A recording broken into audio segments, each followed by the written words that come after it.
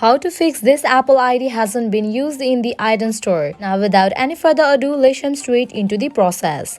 Open your settings app. Here we go. Head towards this Apple ID of yours. Open it. Over here you will find different options. Go to this option of payment and shipping.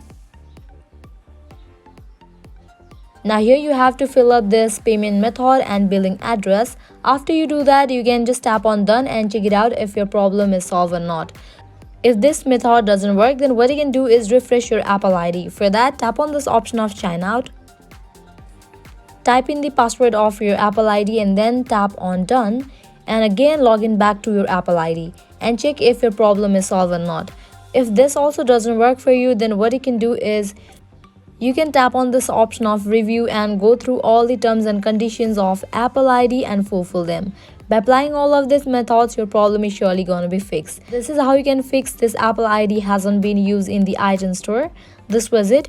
If you find this video helpful, at the end make sure to like, share and subscribe to our channel. Thank you.